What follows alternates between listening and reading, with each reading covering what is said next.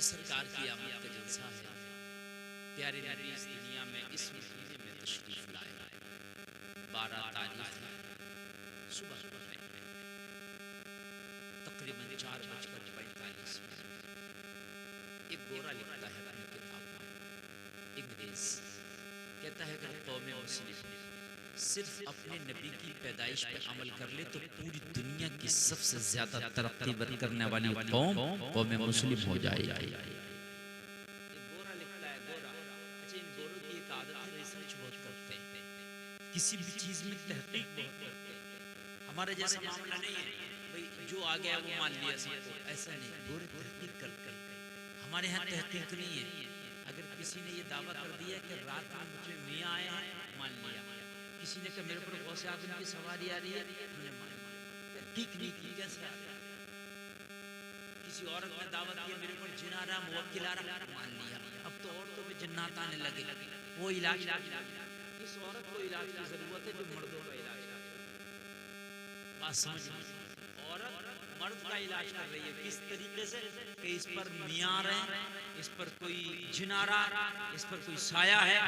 अजीब मामला। जुमेरात पीर को उसके ऊपर जी सवारी आती है और फिर वो मर्दों का इलाज करती है।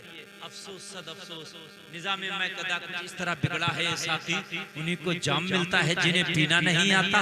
अब औरतें बेपर्दा होके उनके ऊपर सवारियां आने लगी, किसी के ऊपर किसी की, किसी के ऊपर किसी इलाज कर रहे हैं। हमने रिसर्च ही नहीं किया यार ये आ सकती है कि नहीं आ सकती है। इन उलमा से राब्ता ही नहीं किया कि हजरत ये ठीक है कि नहीं ठीक है, बस आंखें बंद करके हमने मान लिया।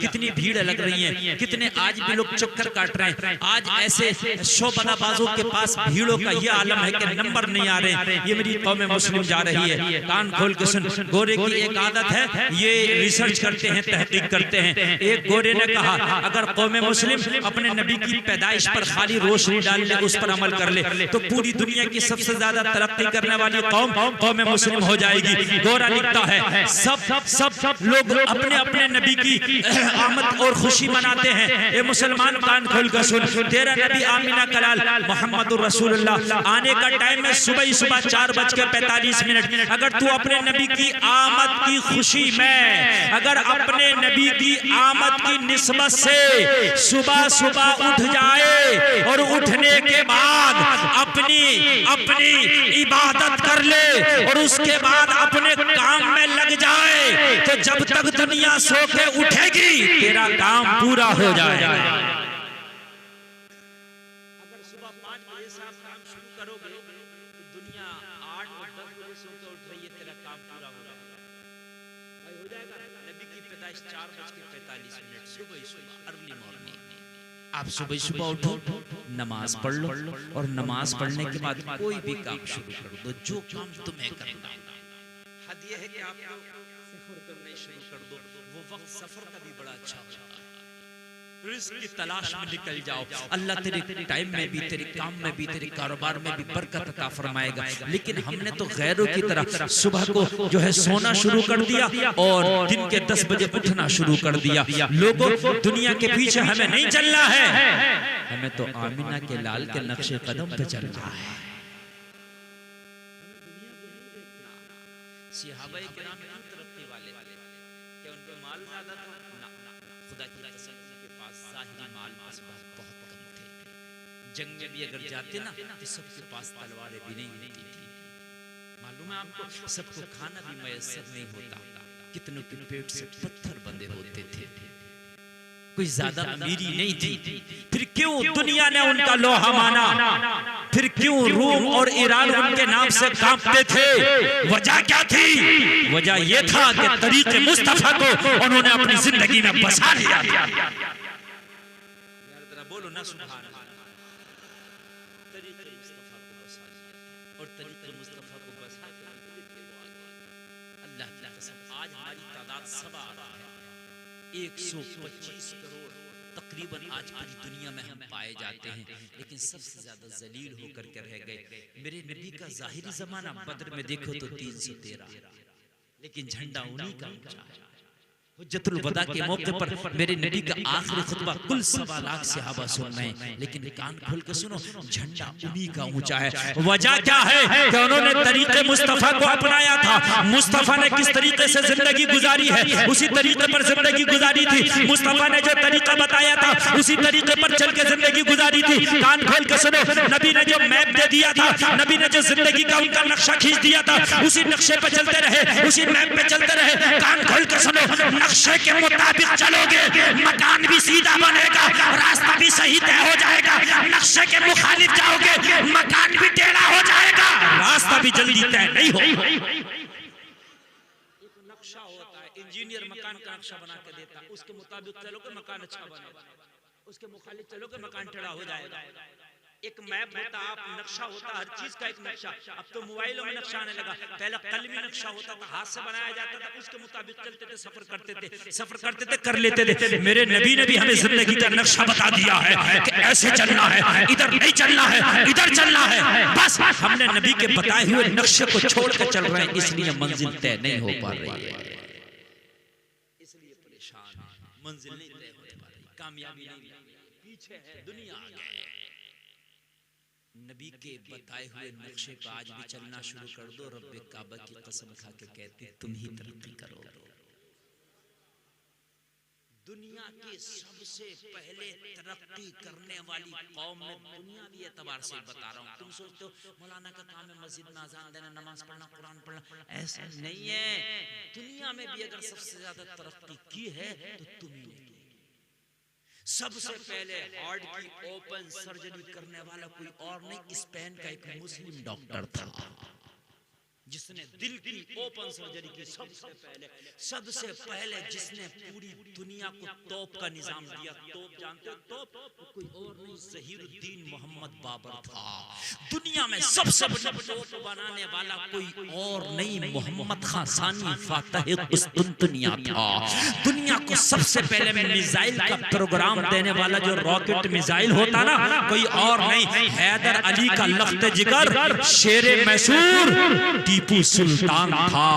आपको क्या पता है लोगों, पूरी दुनिया को सबसे पहले मिंजनीर का निजाम बताने वाला, एक पत्थर फेंकने वाला एक हथियार होता था मिंजनीर, जो किलों को फतह करता था। उस प्रोग्राम को देने वाला कोई और नहीं, सबसे पहले भारत में अगर लेकर के आया मोहम्मद बिन कासिम लेके आया। दुनिया में सबसे ज्यादा तरक्की करने वाली अगर कोई कौम थी तो वो थी। ये जो मैप है नक्शा, हजरत उमर के जमाने में बनाया गया। डाक, पुलिस स्टेशन, चौकी, जज, वकील, कोर्ट, अदालत, सब ये निजाम हजरत उमर ने कायम किया। मुझे क्या है दुनिया के पास? अगर इस्लाम को हटा लो तो क्या है इसके पास?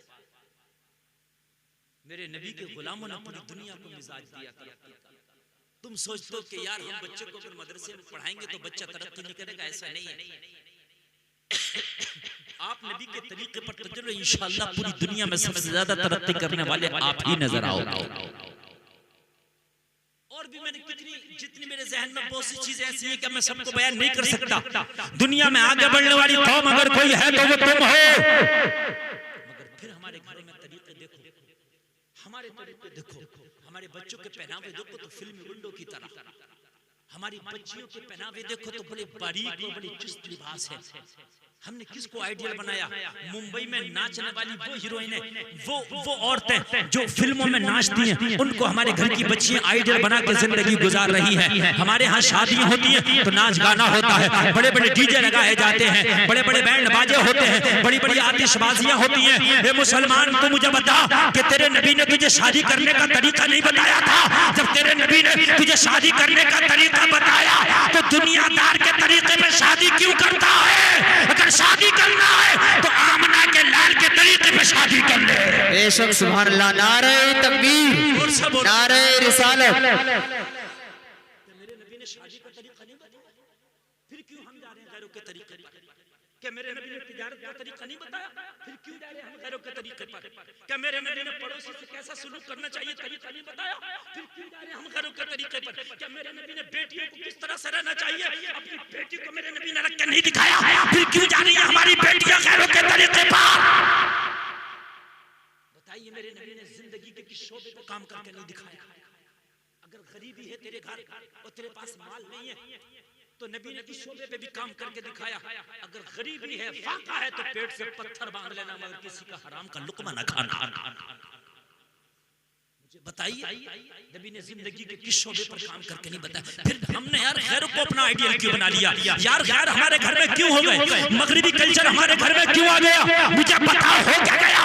अगर आज 4 पैसे हमारे पास आ जाए तो अपने आप को वीआईपी समझने लगते हैं। अगर 4 पैसे हमारे पास आ जाएं तो हम गरीबों को अहमियत नहीं देते। अगर 4 पैसे आ जाएं तो लोगों को, कमजोरों को हम जो है हकीर समझते हैं। अगर हमारे पास 4 पैसे आ जाए तो अपने आप को समझते हैं कि दुनिया का सबसे ज्यादा कामयाब इंसान मौलवी अब मुझे सलाम करेगा, इमाम मुझे सलाम करेगा, इसलिए कि मैं अमीर हूँ, मैं बंगले वाला हूँ, कार वाला हूँ, गाड़ी वाला हूँ। ओ कान खोल के सुन ले, अमीरी सिक्कों से नहीं आती। अमीर वो है, मेरे नबी फरमाते हैं कि जिसकी उम्र लंबी हो, अमल अच्छे हो। उम्र लंबी हो और अमल, यार जोर से बोलो ना, जोर से बोलो ना, अमल अच्छे हो। और गरीब वो है जिसकी उम्र लंबी हो और अमल बुरे हो। हमने तो क्या कर लिया, सिक्कों को सब कुछ समझ लिया और सिक्के की कोई औकात नहीं ना, ना, ना, सिक्के की कोई औकात नहीं। ये पैसा आज चल रहा, आज ही हुकूमत हिंद ऐलान कर दी ये पैसा नहीं चलेगा, सुबह को रद्दी हो जाएगा। और हुआ था कि नहीं हुआ था रद्दी अभी कुछ दिन पहले? क्या इसकी कोई औकात है? मुझे बताइए। सुबह को हुकूमत हिंद मना कर दे कि भाई ये नहीं चलना, नहीं चलेगा, इसकी कोई औकात नहीं। लेकिन नामा अमाल का जो सिक्का होगा ना, वो दुनिया तो दुनिया, मरने के बाद कब्र में भी चलेगा। हाय हाय, कब्र के बाद मैदान महशर में भी चलेगा। उनके जो हम गुलाम थे तो खल्क के पेशवा रहे, उनसे फिरे जो हम तो आई कमी वकार की। लोगों तुमने किसी किसी आइडियल बना लिया। आज हमारी बच्चियां कॉलेज में पढ़ती हैं, मैं तालीम का दुश्मन नहीं, पढ़ाओ, लेकिन वो डिग्री बच्ची लेके आती है जो इज्जत के बदले लेके आती है। हम थूकते हैं इसी डिग्री पर। आज बच्चियां कॉलेजों में पढ़ रही हैं, हमारी गैर मुस्लिम लड़कों से दोस्तियां कर रही हैं। आज हमारी आंखों पे पट्टी पड़ गई, पर्दे पड़ गए, हमें पता ही नहीं है हो क्या रहा। यार तू अपनी बच्ची को पढ़ा रहा, मैं मना नहीं करता, पढ़ा, लेकिन ये देख तेरी बच्ची के कदम कहीं गलत रास्ते पर तो नहीं जा रहे। जो नक्शा मोहम्मद रसूलुल्लाह ने दिया उसके खिलाफ तो नहीं जा रहे। अगर उसके खिलाफ कदम जा रहे तो ये कदम तरक्की का कदम नहीं होगा, ये कदम दुनिया में तुझे डुबो के रख देगा। आज कितनी बच्चियां ऐसी हैं जो इर्तिदाद की तरफ जा रही हैं। कितनी बच्चियों ने आज अपना मजहब चेंज कर दिया।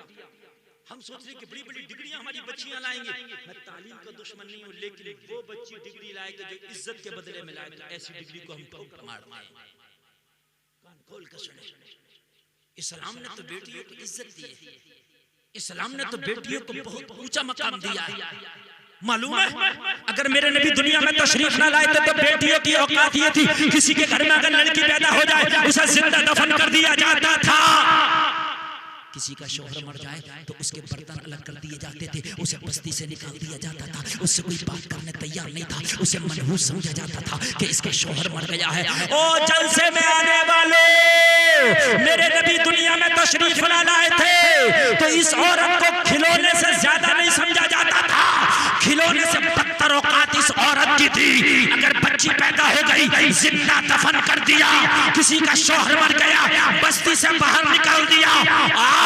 इस्लाम के दामन में देखो औरत को क्या क्या दिया है। मेरे नबी फरमाते हैं अगर किसी के घर में लड़की पैदा हो जाए तो रहमत की निशानी है, जवान हो जाए शादी कर दो तो हज का सवाब मिलता है, और माँ बन जाए तो कदमों के नीचे जन्नत है। बेशक सुभान अल्लाह। नारे तकबीर, नारे रिसालत, सरकार की आमद, हजरत अल्लामा मुफ्ती गुलफाम रजा साहब के बिला, नारे तकबीर, नारे रिसालत, सुभान अल्लाह, सुभान अल्लाह। माँ बन जाए, लड़की माँ बन जाए तो कदमों के नीचे क्या है? जोर से बोलो, दुनिया कहती है हमने औरत को इज्जत दी है, इस्लाम ने औरत का हक मारा, हमने इज्जत दी है। हम कहते हैं अगर आज भी कानून इस्लाम को हटा लिया जाए ना तो औरत के दामन में जिल्लत और रुसवाई के सिवा दूसरी कोई चीज नजर नहीं आई।